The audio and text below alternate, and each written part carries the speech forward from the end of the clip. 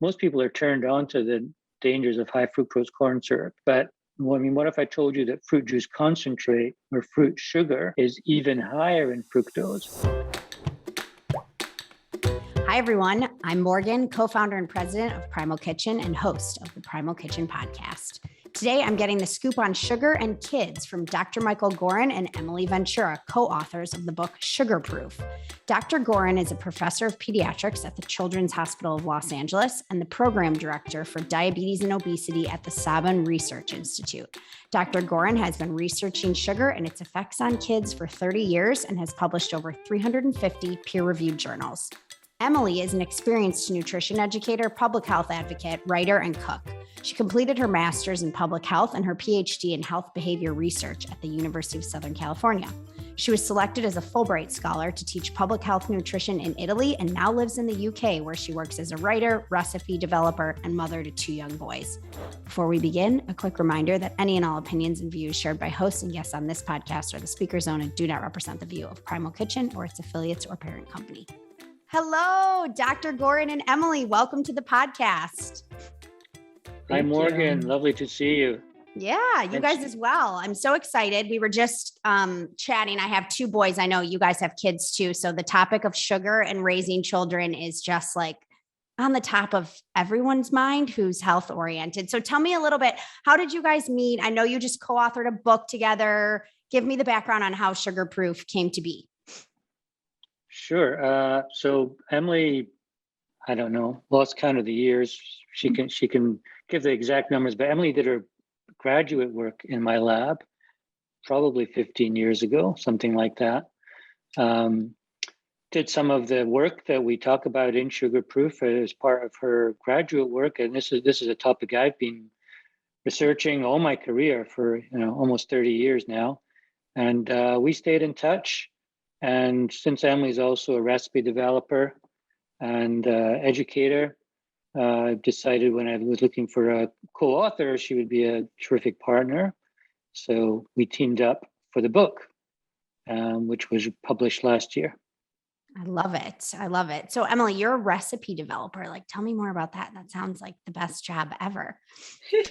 I've always loved to cook. It's been a creative outlet for me. And part of it was because I grew up in a family where cooking wasn't really, we ate home cooked food, but it wasn't really inspired, it was just sort of, or convenience foods mixed in with some really, sort of bland home cooked food. So I just got into it because I wanted to learn more. I wanted to eat, different foods and try different flavors. And so I got into it quite young. And then I ended up working at the Edible Schoolyard in Berkeley, the garden and kitchen project created by Alice Waters, and just saw the transformative effects that gardening and cooking with simple homegrown foods has on children in terms of their enthusiasm for eating well. And I decided I wanted to become a nutrition educator. And then I went on to do my graduate work, my master's in public health and my PhD in health behavior with Michael at USC.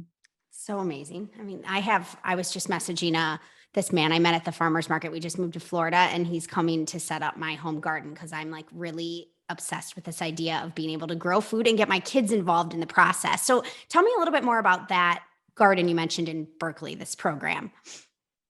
Well, it's sort of known as like the flagship garden, school garden program. And Alice Waters has been just such a food revolutionary through her restaurant that now has been just celebrated its 50th anniversary. And just coming back to basics and getting back to the idea that if you are eating in season and eating locally grown foods, you really don't have to do too much to those ingredients to make them taste good. And just giving kids the actual opportunity to grow things and seeing, what they taste like when they're freshly harvested and in season is really transformative. And so that's happening in this school in Berkeley called Martin Luther King. And it's inspired school garden programs across the world. And they've done a lot of work to just show how you can incorporate those kind of lessons into pretty much any topic within the classroom. So, you'd be learning math in the kitchen or history in the kitchen, science in the kitchen, and certainly also in the garden as well.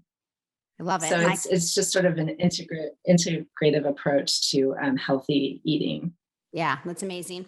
And Dr. Goran, just backing up a second. So you said you've been studying this your whole career, but like, how did you develop the interest to even go down this path? Like, what led to the motivation to get here? Yeah, it's been a long journey. But my PhD was in biochemistry, and so as part of my studies, I examined how the body processes food and how it metabolizes food, how it converts the stuff we put in our mouth into energy, and how that affects the body, how it's processed. I've always been fascinated by that whole body approach. And I was also always interested in the process of growth in children and how children regulate that process of growth. How do they know how much to grow, when to grow, and so on? And at some point, I got interested in the issue of obesity and excess weight gain in childhood, and was one of the first researchers to really dig into that topic.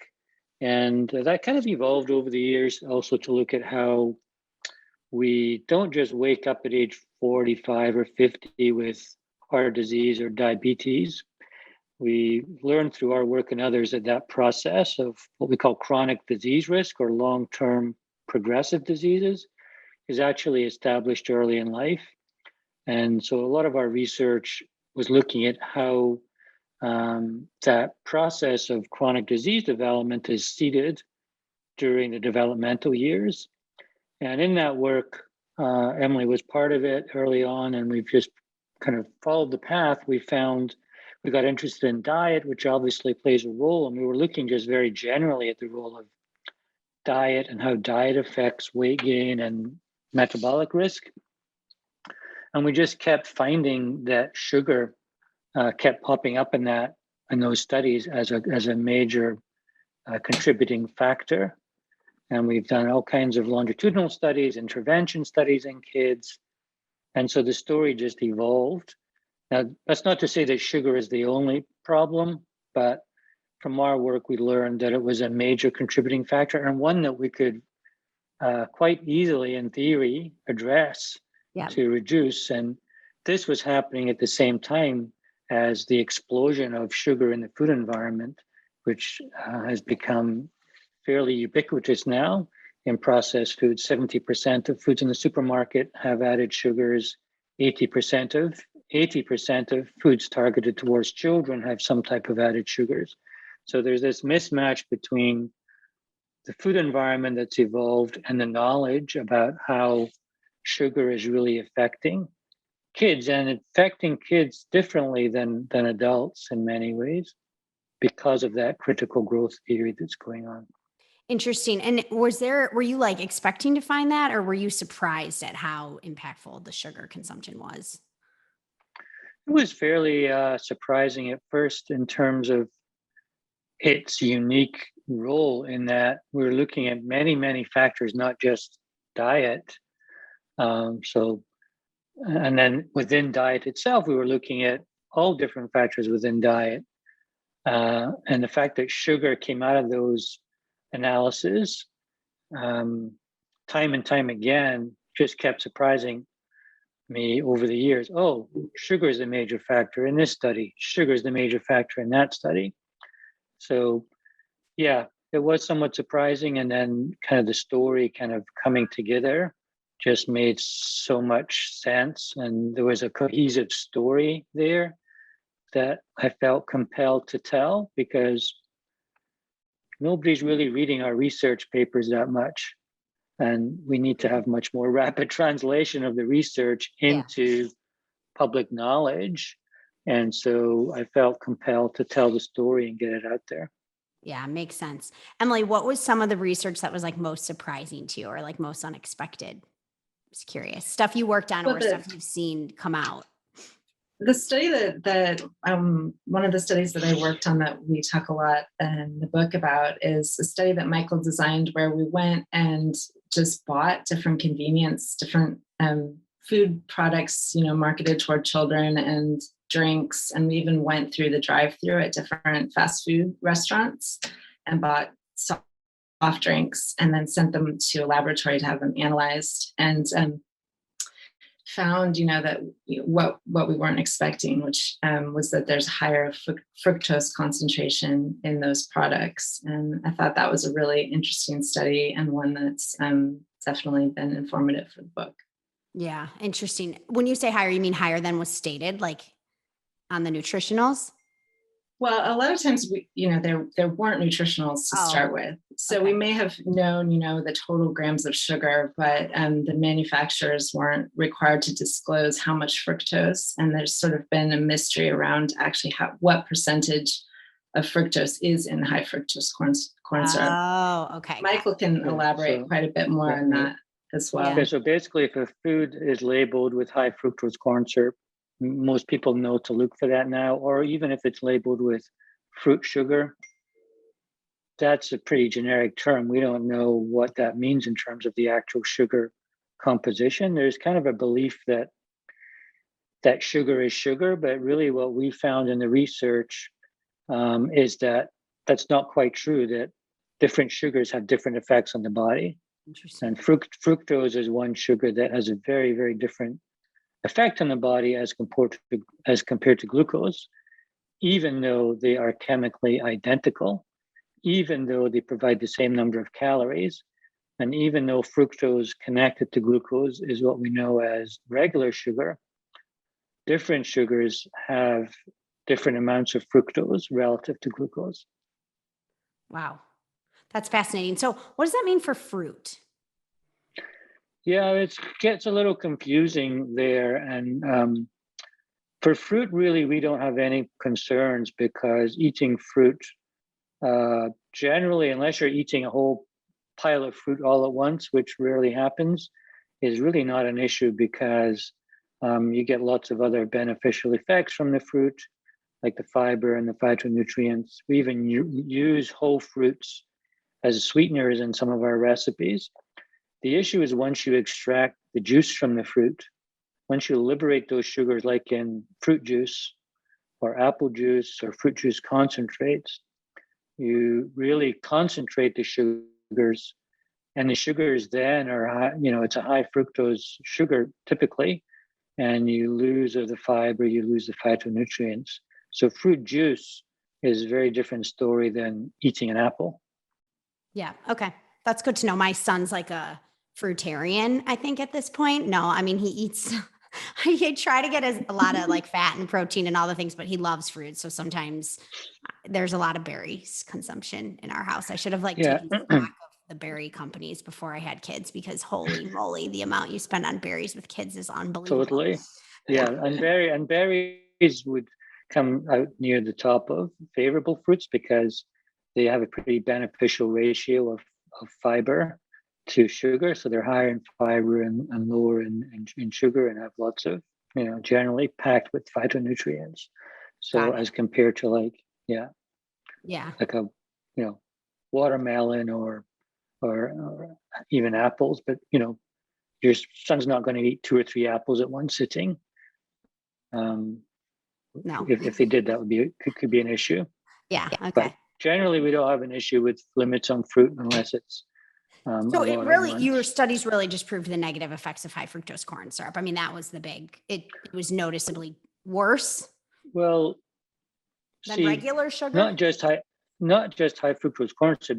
That's kind of a little bit of a messaging issue, because most people are turned on to the dangers of high fructose corn syrup. But what if I told you that fruit juice concentrate or fruit sugar is even higher in fructose than high fructose corn syrup? Really? And it is. Crazy. But it has this, health halo around it. It sounds good. Yeah. People have this perception that high fructose corn syrup, it's bad, it's dangerous, don't want to eat it. Fruit sugar. When you say fruit sugar, give me an example of where I would most commonly find that. Well, you'll see it on like energy bars, or even in yogurts, or Emily, help me out, where we've seen commercially made smoothies often. Yeah. And it'll there's over 200 different names for sugar, and many of those names are kind of fruit-based sugars. So, if you look at a Cliff Bar, for example, or any energy bar, it may have 4 or 5 different types of sugars on there. And what food companies do that because they don't have to just list sugar at the top of their ingredient list. Yeah. They can have lower amounts of different types of sugar, like blueberry juice concentrate. And blueberry juice concentrate is kind of the same as corn syrup. It's just the syrup you get if you boil down blueberries for long enough and toss out all the other stuff that's in there. Fascinating. And wow, that's so interesting that it has more fructose than high fructose corn syrup. I often say, because the sugars in an apple, it's the best known example. I mean, the sugars in apples are 70% fructose. Okay. On average. Interesting. I mean, I guess what gets so confusing too, as a parent, I started to realize a lot of these products say, fruit juice sweetened, and you think, oh, that sounds pretty good. We start getting some vitamins along with that. But then when you start to actually look at the ingredient list, it's just really full of different fruit juice concentrates, and then often mixed with, even artificial sweeteners as well within the same product. And so the messaging can be really tricky to navigate as a parent. And one of our goals in the book was just to try and simplify, make it easier for parents and other caregivers to quickly look at a label or a product and realize what's really in this. And is this something that I want my child to have? Yeah. Yeah. So would you say then it's most important to focus on like total grams of sugar if you're looking to kind of rein it in? Well, I think the added sugars and the new food labels will differentiate the natural sugars from the added sugar. So, like for example, in a yogurt, you'll have the sugar from the dairy, from the milk, and that's lactose. So that's a natural sugar, and that's fine. But the new food labels will differentiate the added sugar. So any sugars that food companies will add as a sweetener to the yogurt or the energy bar or the ketchup or the peanut butter, those are the ones to really look out for. We're really interested in looking out for added sugars Makes and sense. the types of sugars. Yeah. Now, backing up a little bit, you mentioned like you have these longitudinal studies. So you're seeing that this disease is starting like early in childhood. Like, give me an example of some things maybe, I feel like people associate sugar consumption with like behavior issues, like with kids, that's pretty like common. But what are some of these things that you're seeing long term that maybe people don't realize is associated with an increased consumption of sugar? Yeah, the sugar really affects the body from head to toe. You mentioned behavior that could also be related to memory, focus, learning development. But in terms of the chronic diseases, we're talking about heart disease. Obviously, kids aren't dying in large numbers from heart disease, but they may have high cholesterol or high blood pressure, starting to develop type 2 diabetes, which used to be called adult onset diabetes, and now it's age of onset. It's becoming younger and younger. And again, the prevalence of type 2 diabetes in children is increasing. It's still not that high, thankfully, but we see prediabetes, higher blood sugars, fatty liver disease, non-alcoholic fatty liver disease, which wasn't even a disease 10 years ago, is now becoming quite prevalent and is related to sugar consumption and the way fructose is metabolized, because fructose is metabolized in the liver where it's actually converted to fat. And that fat can get stuck in the liver and cause a disease called fatty liver disease, which really destroys the ability of the liver to function, which is pretty important. But also that can contribute to dyslipidemia. So again, you might not see heart disease in a child, but you might see cholesterol levels increasing or triglyceride levels increasing, and that can be related to sugar consumption. Crazy. And then there's the inflammatory conditions that are also on the rise, which can be related not solely to sugar in this particular case, but a contributing factor like asthma, poor skin, and so on. And of course, nowadays we must have to talk about COVID. So blood sugar is the biggest predictor of how severe the reaction is to COVID infection. Yeah. Oh, I know that is nuts. And when you say blood sugar, you're saying like someone might not be obese, but they might have like poor blood sugar response or something like that. Are you talking about like blood sugar as measured by a glucometer, that type of a thing? Yeah, and I think that differentiation is important. So I think there's a kind of a common belief that for kids, everything's okay unless they're overweight or heavy. But a lot of these conditions can be evolving even before that's apparent. And by blood glucose response, it is very hard to measure, especially in kids. But you can measure it by looking at kids. If your kids are bouncing off the wall, they probably have a high blood sugar. And if they're rolling around on the floor in a state of misery and hangry, they probably have a low blood sugar. Interesting. So it's all to do, just like we know for adults, stable blood sugar is important for function. The same is also absolutely true for kids, maybe more true because kids are actually more susceptible to sugar highs and lows because they're much more efficient at metabolizing the sugar because they need it for growth. And so if your kid tongue tied there, if you feed kids a high carbohydrate meal, they'll have a rapid surge in blood glucose, but then it will fall rapidly too because they're so efficient at taking that sugar out of the blood. They need it for energy, they need it for growth. And so they'll go hypoglycemic and crash. And you'll see that in your kids in their disposition. So that stabilization of blood sugar in kids is really what Sugarproof is about. Yeah, I know you guys have kids, each of you I think have 2 kids, but I have often like debated the moral implications of slapping a continuous glucose monitor on both of my boys just because I'm so curious like to see what is happening. Yeah. And that it doesn't hurt that much to insert. I feel like it would be totally fine. No, we're actually we're doing studies in older kids and teenagers. There's new data coming out, but I am so curious too about the response in babies and young kids. And so we have a couple of projects that we're about to launch to do exactly that, because that's a major curiosity of mine right now. Well, if you need test subjects, I have an 18-month-old and a 3-year-old, and I'm like, I'll put that levels or whatever, Freestyle Libre 2 right on their lower abdomen or upper arm, and we'll get to it. We really have so little data on that question, and we just take it for granted that whatever they're feeding them, that their blood glucose will be nice and steadily regulated. But I don't think that's the case. I think they're probably even more susceptible to those highs and lows, which, you can deal with a behavioral issue on the spot.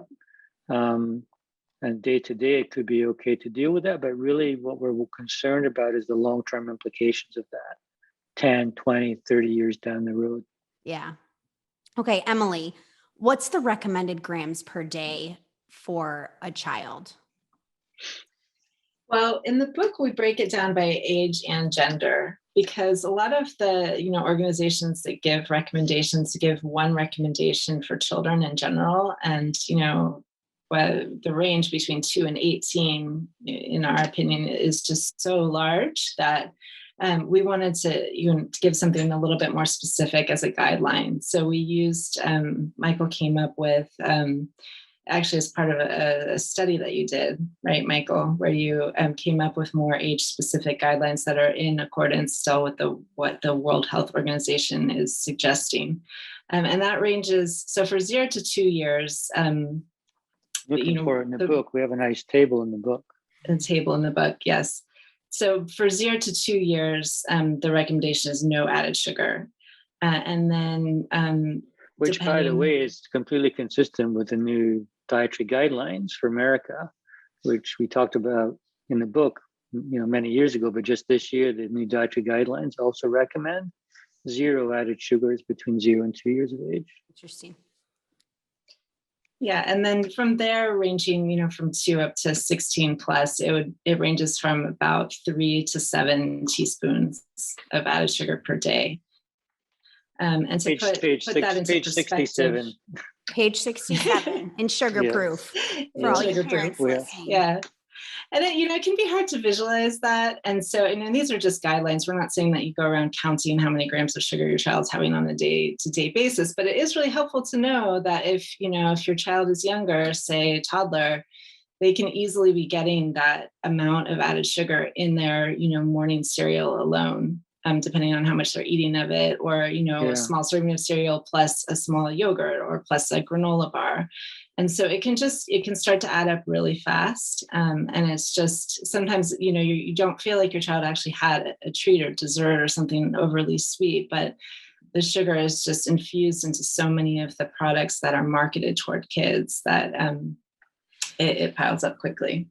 Yeah, this is just good to know information, right? So if you know that your 10-year-old's recommendation for added sugar is 10 or 15 grams, and you pick up a breakfast cereal and you notice, oh, this has 10 grams of added sugar per serving, hopefully it will kind of help send a message, and maybe you'll put it down and look for one with less added sugar per serving.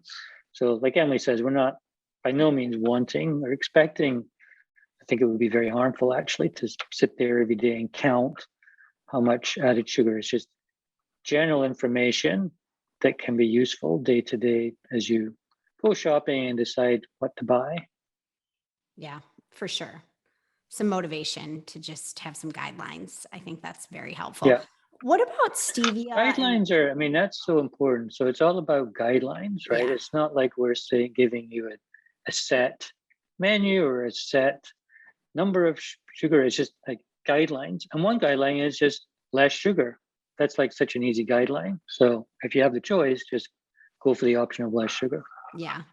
Is there, I have a few questions on particular sweeteners. So I'm curious your opinion on stevia and monk fruit. And I'm also curious on like honey and maple syrup versus, high fructose corn syrup or sugar or fructose or now fruit sugar, which is definitely on my radar after today's conversation. Yeah, there's definitely a hierarchy, like right there. I hear people say all the time, sugar is sugar, but you've just given a whole range of sugars right there. Are they all the same? No, they're different chemical structures. They're metabolized differently by the body. So, and you covered a lot of ground there. Sweeteners is a whole other story. We can get into that in a minute. But in terms of the added sugars, honey, maple syrup, coconut sugar, those are still added sugars, but those might be our preferred sources of added sugar because they're less processed. They're still, at the end of the day, the same as ordinary sucrose in terms of their chemical composition. The high fructose corn syrup and the fruit-based sugars, they're higher in fructose, so we think they are a bit more problematic. There's lots of evidence to show that fructose is the more harmful sugar of the body in the body compared to glucose. So there's definitely some kind of hierarchy. In terms of sweeteners, that's. You want me to launch into that now? Yeah, give me for sure. Yeah, because those, you mentioned stevia and monk fruit, and those are very popular right now, and getting very popular because they're quote unquote all natural. Which of course they're derived from natural products, stevia derived from the stevia leaf, and monk fruit from the fruit. The fruit alone is quite bitter. And so monk fruit sugar is the purified sugar, which is processed to eliminate the bitter taste and to highlight the sweet taste. And stevia, obviously, the active ingredient is riboside A, which is purified from the stevia leaf. Both are hundreds of times sweeter, so you can use less of them, and they're not absorbed, so they're calorie-free. But the issue is really, are they really calorie-free?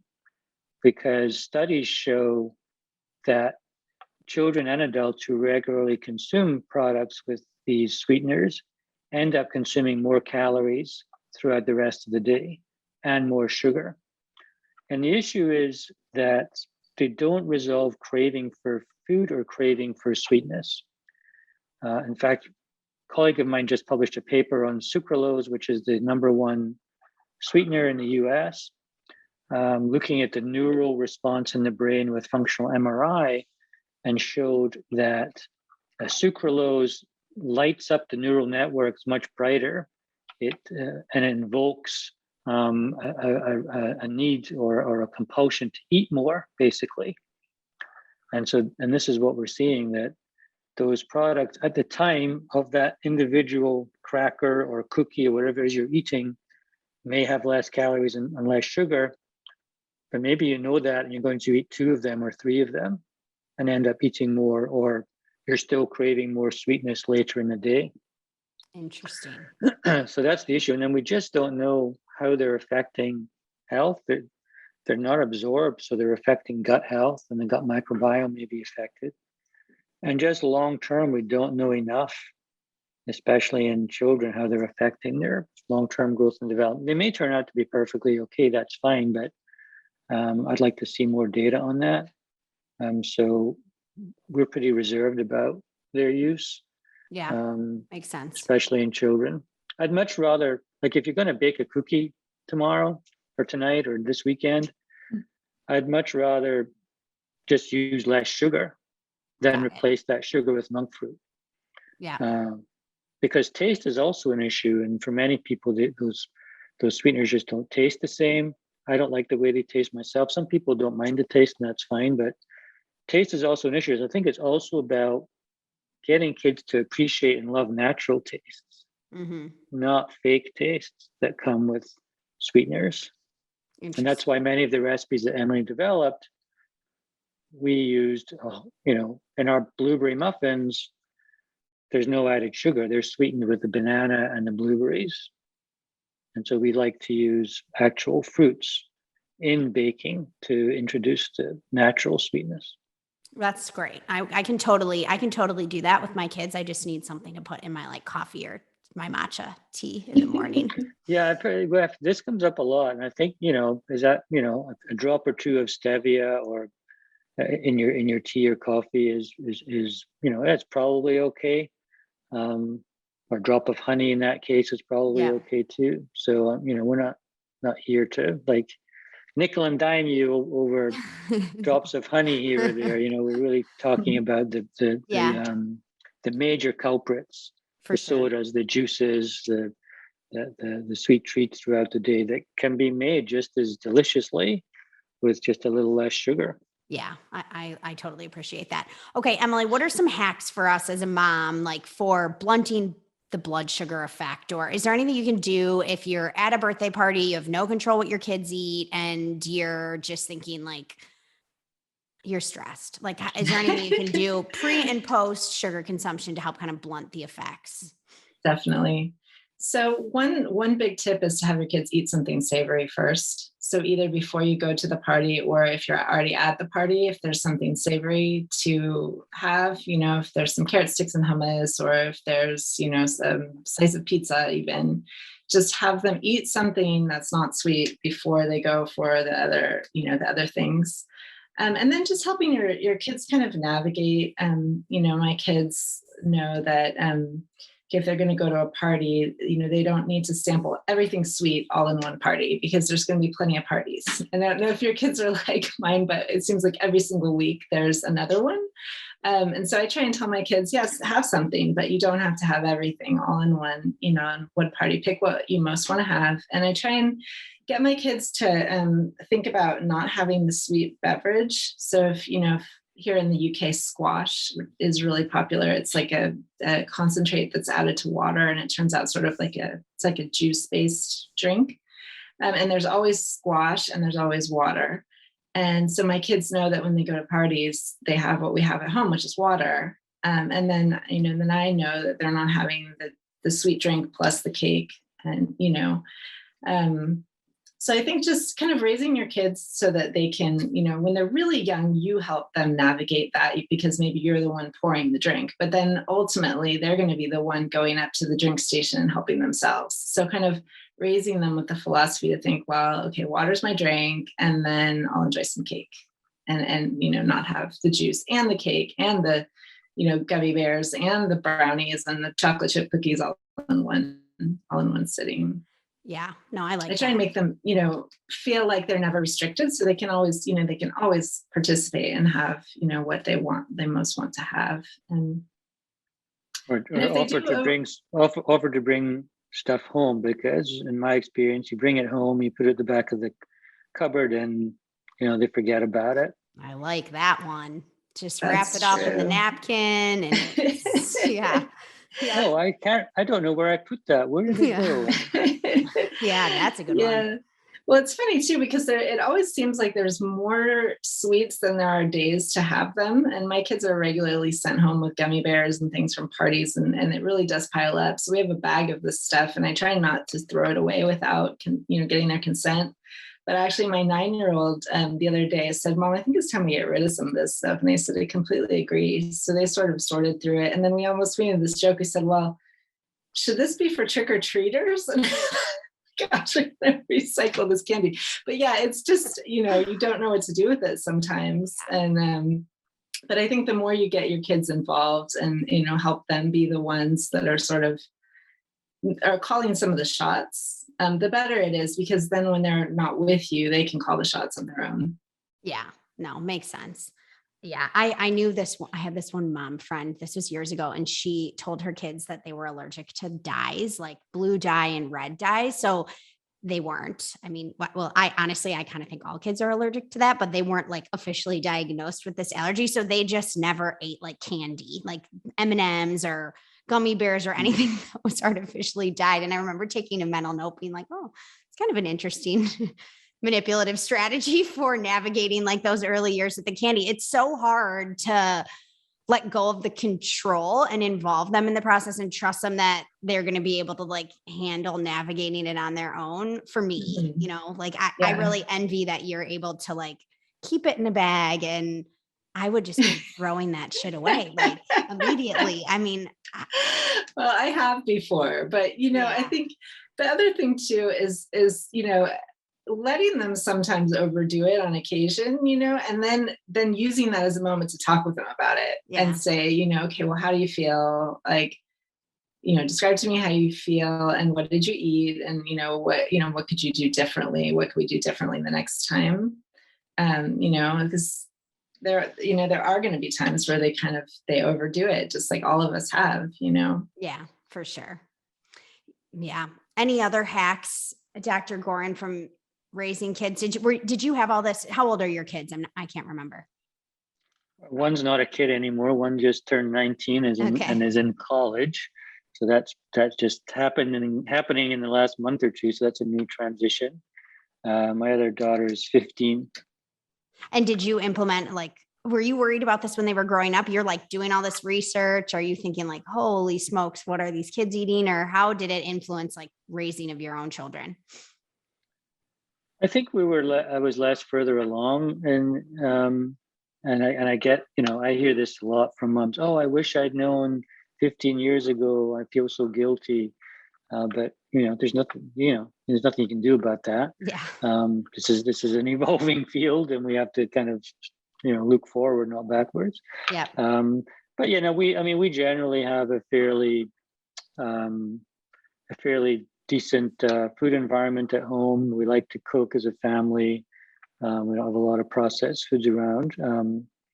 But at a certain stage, there's nothing you can do about it, right? I mean, at a certain stage, my kids started hanging out with their friends at the coffee shop or the mall and after school and stuff. And I think they maybe had a little bit in the back of their minds what Emily was just talking about. They had a certain amount of ingrained self-awareness and self-control, but doesn't mean to say they don't enjoy lots of different sweet treat opportunities. In fact, I remember my daughter was in a play, and she literally had her first can of Coca-Cola on stage in a play. And I think the director was winding me up. I think he knew. And she was literally playing a Mormon kid who met this guy, and he gave her a can of Coke. And I didn't know it was coming. And she literally popped the soda on stage, and so it was like completely priceless moment. Yeah. She didn't care for it very much, and I think, but that doesn't mean to say she doesn't like sweet drinks. Yeah. Just didn't like soda. So I think we do our best, and we like to enjoy food and like to enjoy sweet treats as well, and we do that as a family. When we can. Yeah. No, makes sense. Is there like, if you're having your own kid's birthday party, it's like ice cream better than cake, or do you guys just not worry at that point? Like you're just focused on more like the 80% every day? Well, when my kids were young enough to not be, asking for a specific dessert, I'd make things that didn't have any sugar in them, added sugar, and those are similar to the recipes that are in our book. So we have cake options in the book, like there's a chocolate hazelnut pear cake that's great, an orange pistachio cake. So I didn't see the need to introduce it before they were actually asking for it, Yeah. And then as they start to get older, I just let them request what they want on their birthdays. And oftentimes they do request one of those cakes because they really like them. But if they request something else, then that's what we'll have. So one year, it was last year, my son asked for creme brulee because he had seen it before and he was really curious and wanted to try it. So we made it, and I did put less sugar in it. Because there's sugar both in the custard and on the top. So I just reduced the amount that I put in both. And it was a funny experience because he enjoyed it, but he recognized, he tried it and said, wow, this is really sweet. And he enjoyed it, but he didn't finish the whole thing. Yeah. But I thought that was, it was a good opportunity for him to feel like he could, he can have whatever he wants. I let him have what he wants. But, on a day-to-day basis, my kids really do enjoy the lower sugar options. So aside from sugar, like what's like a normal day, like, or an optimal day for kids? Are you guys like aligned with any other particular diet as far as like ingredients we're including versus excluding? Is there kind of like a typical day in the life of a perfect sugar-proof kid? General parameters? Yeah, I think one of our messages is that, I don't presume what type of diet works in your house or with your kids. And sugar-proof works if you're a vegan. Sugar-proof works if you're a meat eater. I think the message is just try to reduce sugar, whatever dietary pattern you're following, because everybody's so different. I mean, in my house, I have one daughter who's a vegetarian. I have one daughter who loves meat. I do intermittent fasting, so I fast most days of the week. So does my wife till lunchtime. So we got lots of things going on, but and that's fine. We can do that. Our kids are a little older now, so we can be a bit more independent in that way. But the message really is whatever you're doing, there's always room to reduce sugar, right? And so that's the key. And I might say, well, for breakfast I like eggs, and someone say, oh, eggs are bad. They're not good to cause cancer. I mean, that's fine if that's what you believe. That's fine. So we're not here to push any one particular dietary approach because it's very personal, I think. And it's not only personal, it's individual. Everybody responds differently to diet. Totally. But everybody will benefit from reducing sugar. Yeah. I love that. Okay. So along with that too, we also suggest, increasing fiber through increasing vegetables, and also the diversity of plant foods that you eat. So the diversity of different plant foods, and then also protein. So whether you're vegan, vegetarian, or, meat eating, paleo, whatever your kind of rough diet your family follows, we do suggest trying to focus on adding in quality protein, adding in fiber, and then lowering sugar along with that to kind of balance blood sugar levels and provide more steady energy. Yeah. And our recipes are really flexible. And typically that translates to less processed food, which again can't be bad. That can't be harmful, and there has to be benefits if you can move away from processed foods. Yeah, I agree. Doesn't have to be entirely, one step at a time. Yeah, for sure. So real quick, are you guys following Dr. Tim Spector's work? Are you following that, Emily, in the UK?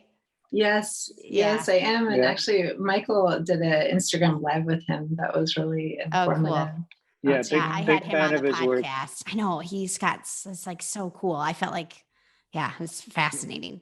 Yeah, my wife and I just finished doing the Zoe program Oh, together. It's kind of interesting, but he's pretty incredible. yeah. His work, his research that he's doing right now, I think Yeah. is fantastic. My husband and I did Zoe as well. I had like excellent blood sugar control. You'll be very proud of me, Dr. Goran, and good blood fat. But my microbiome, I mean, I don't eat, I'm pretty like crazy. Like I would say on the level of like crazy on the health scale, I'm like kind of up there, unfortunately, or fortunately, whatever way you look at it. But my microbiome is just not great. I was a C-section baby. You know, I think there's like a lot of stuff that feeds into that, but it really was like a kick for me to like, okay, I got to get my 30 different, plant foods in the diet every week.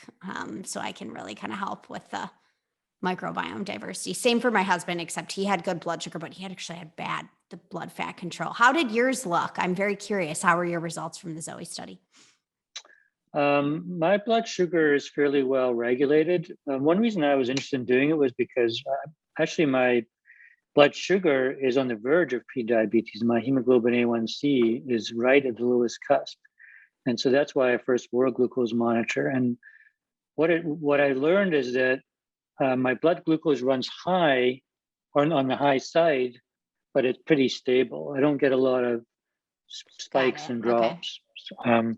And I learned, what to put on my toast in the morning or whatever to keep my blood sugar fairly even. My wife is a bit more of a spiker and dipper, and she's much more prone to hypoglycemic dips. Her fat response was solid. Mine was not so good. That's something I learned about and wasn't really looking out for that. And my microbiome was also kind of not the best, not the worst. Got it. Okay. So what are you putting on your toast? You can't just leave us with that cliffhanger and not tell us. Yeah. I mean, we have a whole chapter in the book about this kind of stuff. These are just like very simple, basic hacks. I even have the glucose response chart in the book, but, yeah. So, I love a good piece of toast in the morning. So, I'll put butter and leave it at that, or a ricotta or thick kefir yogurt that I like to get from the farmer's market sometimes. It's not like the kefir drink, it's like a thick kefir yogurt. I'll sometimes put berries on there or smash some strawberries on there, or a piece of smoked salmon, those types of things. So it's the same with pancakes. There's no rule that says you have to drown pancakes with maple syrup. You can put yogurt on there or fruit compote. I'll get a bag of frozen blueberries from the freezer and just boil it down and make a little fruit compote and throw that on top as well sometimes. Love it. Love it. Emily, what's your diet looking like these days? Well, I have polycystic ovarian syndrome, which is surprisingly common. It's like 1 in 10 women have it. And so I have a really high insulin response to carbohydrates. So I have to be really careful about balancing out the carbohydrates that I do eat with protein and fat. And especially in the morning, I don't do well with a high carbohydrate breakfast. It just sets me off. I'm irritable and hungry about 30 minutes later if I have any carbohydrates first thing. So I always have a savory breakfast, always vegetables of some sort, oftentimes eggs with like spinach and avocado or arugula. I've gotten really into smoked mackerel, and like kippers here are popular. So that's been a really good breakfast for me. I love kippers. What is kippers? I've never heard of kippers. It's smoked herring, and it's super good and affordable and high protein. And my kids like them now too. Got a lot of flavor. And so very Scottish of you. I know. It is. I know. Yes. Yeah. So this is something I never had. I lived in Italy previously, and then before that, the States. I'm from California, so I never would have, thought of this as a breakfast option. Or sometimes we have leftovers. So like if we have chicken curry for, night and the night before, like me and the kids will have that in the morning sometimes. So I try and kind of expand their breakfast horizons to just, any type of food. Yeah. I love the life-changing loaf recipe from My New Roots, which is an account that and cook that I've followed for a while that I really like. And it's bread, but it's made mostly of nuts and seeds, and it's held together with small amount of oats and psyllium husk fiber. And it's super easy recipe to make. And I make that almost every week, and I have that as toast. Say that one more time. I got to look this up. Look, the life-changing loaf by My New Roots. Okay. Yeah, it's so good. Or we'll make this bread that's made out of soaked buckwheat groats and chia seeds that my 6-year-old is particularly into that one. So he'll have that in the morning as toast. And it's very high fiber and very satisfying. It doesn't tend to spike my blood sugar. Love it. And I'm assuming there's more of those recipes in the book, right?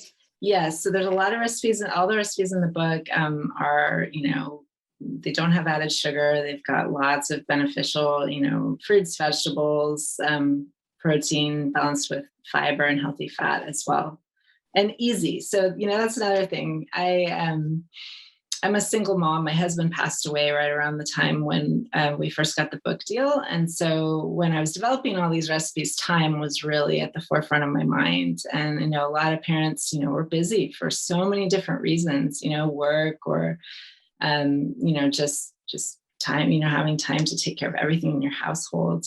Even if you don't work outside of the house, that really is a full-time job. So we tried to make the recipes as easy as possible.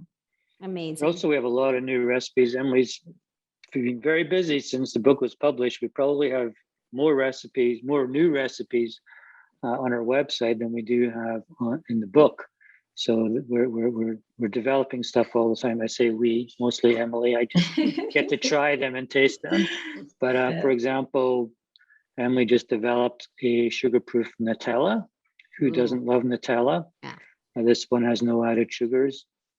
We'll be talking about our sugar-proof pumpkin pie again pretty soon, right? That was a huge favorite last year. Mm-hmm. So things like that. We try to take family favorites, kids' favorites, and try to just recreate it in a way that is just as tasty and delicious, but without the added sugars. That's kind of our mission. Very cool. Well, I know you guys have a hard stop. I'm just going to ask you both one quick question. This is my favorite question to ask people who come on the podcast, and then we can wrap it up. But what is something most people don't know about you? Okay. I'm Scottish. Probably can't tell from my accent, but I lost my accent a long time ago. I can put it on at any time though, if you want. Oh, yes. Wow. That's good. I love to play tennis. That's my thing. So that's a great sport for me because I find it very good for my agility, my endurance. It's just as much of a mental game for me as it is a physical game. So it's great for stress relief as well. I also love tennis. I'm just going to subtitle this like the time I interviewed that Shrek tennis playing sugar doctor researcher, Dr. Goran. It's so great. I love the accent. That's right. Emily? So for me, I think the most common question that I get is what heritage am I, or where am I from? Because I've lived in a variety of different places now. And I think that gets confusing for people. Most people pick up on the American accent, but I'm also an Italian citizen because I lived there for a while and my late husband was Italian American. And so we got Italian citizenship through him, but now I live in the UK. So I get a lot of questions about that. It's very cool. What brought you to the UK? So his work actually brought us here, and then I ended up loving it so much. It's just a great place to be. And I tried moving back to California for a while last year with the kids, and just decided that I was homesick for the UK. So decided to come back, and we really like it here. Amazing. I'm glad you found your spot. Where in Italy were you? And then we'll wrap up. Bologna, which was amazing. I mean, I love all of Italy, but food-wise, Bologna is just great. Very cool. It's really, wonderful place to be. Yeah, my married name is Zanotti, and I have a very clearly Italian husband. And we've always talked about like doing that thing where you can go get your Italian citizenship if you have a high enough percentage of Italian. Yeah.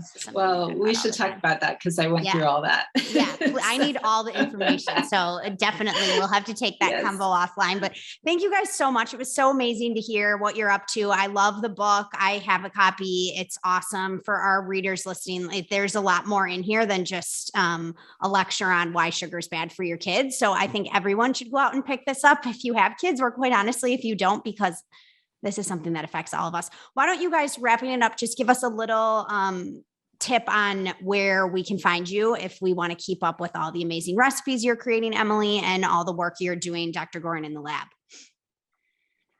Yeah, well, you can go. Sorry, go ahead, Emily. Yeah, for the, all the updates about the recipes in the book, you can find us on Instagram at Sugarproof Kids and Facebook as well. And if you go to our website, which is sugarproofkids.com, you can sign up for our newsletter. So if you sign up for a newsletter, you'll be the first to know. We send out every other week almost, or sometimes weekly, depending on how creative Emily's being, a newsletter with new recipes. And you can get the book, Sugarproof, wherever it is you're getting books these days.